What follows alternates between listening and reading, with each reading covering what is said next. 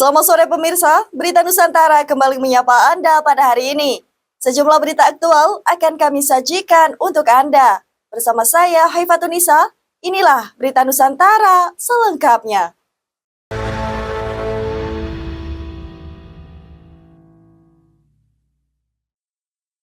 Informasi yang pertama pemirsa, Menteri Sosial Saifullah Yusuf sampaikan jumlah siswa yang batal masuk ke sekolah rakyat. Hal tersebut dibenarkan oleh Gus Ipul dalam keterangannya pada Kamis 31 Juli lalu. Gus Ipul menegaskan bahwa siswa yang membatalkan akan langsung diganti dengan siswa lainnya yang berhak. Selain itu, Gus Ipul turut menghormati keputusan dari para siswa dan orang tua atas kesediaannya dalam mendaftar masuk ke sekolah rakyat. Meskipun di akhir mereka membatalkan keputusan tersebut. Gus Ipul menjelaskan alasan mengapa calon siswa membatalkan diri. Gus Ipul menilai siswa tersebut lebih memilih untuk bersekolah di sekolah reguler. Selain itu, ada pula siswa yang merasa tidak betah tinggal jauh dari orang tua. Java TV melaporkan. Kita beralih ke informasi selanjutnya. Melalui Kemensos, sekolah rakyat diharapkan akan memutus rantai kemiskinan. Hal tersebut dibenarkan oleh Mensos saat menyapa para orang tua dan calon siswa sekolah rakyat di Gedung BKPSDM Kabupaten Jember, Jawa Timur pada Kamis 31 Juli. Dalam sapaannya, Gus Ipul mengatakan bahwa semua orang tua dan siswa yang hadir tengah didata sebelum resmi menjadi bagian dari sekolah rakyat. Mengenai kriteria siswa dan orang tua yang akan mendapatkan kuota ke sekolah rakyat, Kemensos mengatakan saat ini pihaknya tengah mengecek serta melakukan verifikasi di rumah masing-masing calon siswa. Gus Ipul menegaskan bahwa proses rekrutmen sekolah rakyat dilakukan secara adil. Dalam hal ini, perekrutan tersebut bebas dari korupsi, kolusi, dan nepotisme. Java TV melaporkan. Kabar berikutnya, Menteri Ketenagakerjaan Yasirli sampaikan pentingnya program pelatihan SDM bagi program makan bergizi gratis. Hal tersebut diungkap oleh Yasirli dalam keterangannya saat di Jakarta, Kamis 31 Juli lalu. Yasirli menegaskan bahwa Kemenaker siap dan berkomitmen dalam membantu MBG karena prospek cerah yang akan dihasilkan. Sebagai tambahan informasi, Kemenaker sendiri telah membuka pelatihan berbasis kompetensi dan program tailor-made training atau TMT di Lombok Timur, Nusa Tenggara Barat. Hal ini bertujuan untuk mencetak SDM yang kompeten serta agar memiliki kompetensi standar pemenuhan gizi. Yasirli menegaskan bahwa Kemenaker memiliki balai fasilitas yang dapat mendukung pelatihan dan sertifikasi tenaga yang terlibat. Ia juga menambahkan bahwa pihaknya yakin MBG akan berjalan sukses apabila didukung oleh personil yang memiliki kompetensi standar. Java TV melaporkan. Kabar berikutnya pemirsa, Kemensos pastikan sebanyak ratusan titik sekolah rakyat akan mulai beroperasi secara penuh pada bulan Agustus ini. Hal tersebut dibenarkan oleh Gus Ipul dalam keterangannya saat berada di Jakarta, Kamis 31 Juli lalu. Ia menegaskan bahwa dari 100 titik sekolah rakyat, 63 diantaranya sudah beroperasi pada Juli, sementara sisanya menyusul pada Agustus nanti. Selanjutnya, Gus Ipul menegaskan bahwa keterlambatan sebagian sekolah rakyat disebabkan oleh proses renovasi bangunan serta asrama yang masih dalam tahap penyelesaian oleh Kementerian Pekerjaan Umum atau PU. Gus Ipul juga mengatakan bahwa terdapat sekitar 1,4% siswa yang mengundurkan diri. Tidak hanya itu, Mensos juga mengatakan bahwa sekolah yang belum beroperasi tidak terganggu sama sekali. Hal tersebut dikarenakan proses pembelajaran belum dimulai. Java TV melaporkan. Informasi selanjutnya, Kementerian Luar Negeri berharap agar banyak negara lainnya segera mengakui Palestina, menyusul Inggris dan Prancis. Dalam keterangannya di kantor Kemlu, Kamis 31 Juli, Sugiono mengapresiasi pemerintah Prancis serta berterima kasih kepada pemerintah Inggris atas kesediaannya dalam mengakui negara Palestina. Sugiono mengatakan bahwa Indonesia mendukung dukungan pengakuan kepada negara lainnya sebagai bentuk nyata atau solusi two-state solution untuk mengakhiri konflik Israel dan Palestina. Sugiono juga berharap agar langkah dari Inggris dan Perancis menjadi pengaruh serta memberikan perdamaian di Timur Tengah. Perdana Menteri Inggris Keir Starmer menyatakan bahwa pemerintahannya akan secara resmi mengakui kedaulatan Palestina pada September 2025 mendatang. Pernyataan tersebut disiarkan di Inggris Selasa 29 Juli lalu. Java TV melaporkan.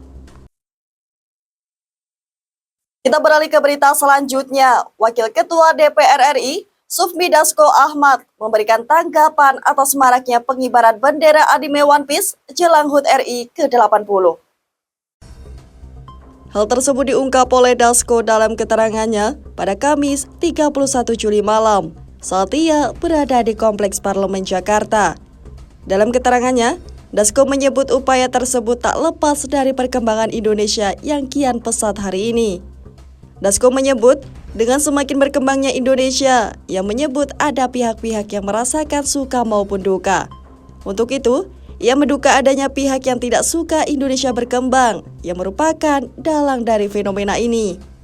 Untuk itu, Dasko menyerukan agar seluruh anak bangsa bersatu. Sebelumnya, fenomena pengibaran bendera One Piece jelang HUT RI ke-80 menjadi pembahasan hangat di media sosial. Salah satunya adalah di platform X. Di platform tersebut, banyak sejumlah akun yang mengunggah bendera One Piece. Diketahui, bendera-bendera tersebut dikibarkan berdampingan dengan bendera merah putih di pagar depan rumah serta di pinggir jalan. Java TV melaporkan. Ketua Jarnas TPPO meminta agar Kabareskrim Polri menindaklanjuti praktik TPPO di IKN. Hal tersebut diungkap oleh Rahayu dalam diskusi Hari Anti TPPO di kantor LPSK Jakarta Timur, Kamis 31 Juli. Dalam keterangannya, Rahayu meminta agar permasalahan TPPO menjadi perhatian khusus. Untuk itu, ia mengatakan bahwa permasalahan tersebut sudah dikirimkan kepada Kabareskrim guna ditindaklanjuti. Selain itu, Rahayu juga mengaku bahwa dirinya baru mendengar adanya lokalisasi di IKN beberapa hari belakangan. Namun ia menyebut, hal tersebut bukan hal yang mencengangkan, karena sudah biasa terjadi di proyek besar. Sebelumnya, Satpol PP Kabupaten Penajam Pasir Utara, Kalimantan Timur, menyatakan pihaknya telah menertibkan puluhan orang perempuan yang diduga sebagai PSK di sekitar wilayah IKN dalam sebuah operasi penertiban hingga Juni 2025. Java TV melaporkan. Kita beralih ke informasi berikutnya pemirsa. Menteri BKKBN Wihaji mengingatkan pentingnya interaksi antara anak dan orang tua. Hal tersebut diungkap oleh Wihaji usai acara penandatanganan nota kesepahaman tentang rencana aksi implementasi PP nomor 17 tahun 2025 di TMII Jakarta Timur pada Kamis 31 Juli. Dalam keterangannya, selain mengingatkan, Wihaji juga meminta anak-anak agar berbincang dengan orang tua, begitu juga sebaliknya.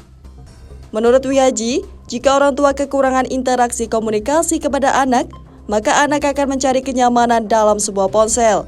Selanjutnya, ia mengusulkan agar anak-anak dikenalkan kembali dengan permainan tradisional. Wihaji mengingatkan bahwa penggunaan ponsel anak yang berlebihan dapat mengganggu pembangunan karakter anak itu sendiri. Java TV melaporkan. Kabar selanjutnya, Wakil DPR RI memberikan tanggapan atas PPATK yang memblokir rekening nasabah. Menanggapi hal tersebut, Wakil DPR RI Sufmi Dasko Ahmad mengatakan bahwa pihaknya mendapatkan penjelasan dari PPATK terkait dengan pemblokiran rekening. Dalam keterangan, Dasko menyebut PPATK ingin melindungi uang nasabah. Hal tersebut disampaikan oleh Dasko kala berada di gedung DPR RI Jakarta, Kamis 31 Juli lalu. Selain menyebut PPATK ingin melindungi uang nasabah, Dasko juga menyebut bahwa sebagian rekening nganggur tersebut juga digunakan sebagai tindak kejahatan. Sebelumnya, PPLTK, Ivan Yustiavandana, mengatakan bahwa langkah pemblokiran diambil tanpa alasan. Pihaknya mengaku menemukan terdapat lebih dari 140.000 rekening nganggur hingga lebih dari 10 tahun dengan nilai 428 miliar rupiah. Java TV melaporkan. Kabar berikutnya pemirsa, Kopdes Merah Putih direncanakan akan menjadi proyek strategis nasional mulai 2026.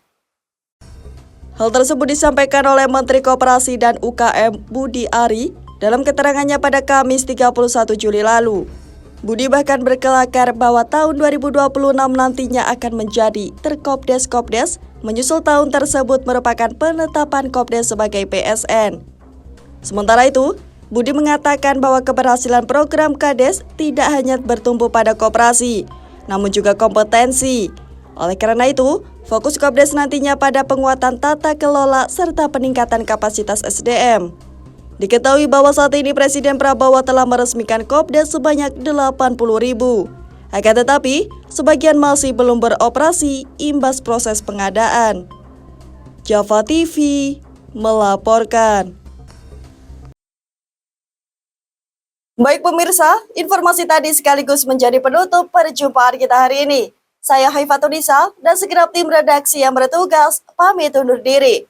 Selamat sore, salam berita Nusantara.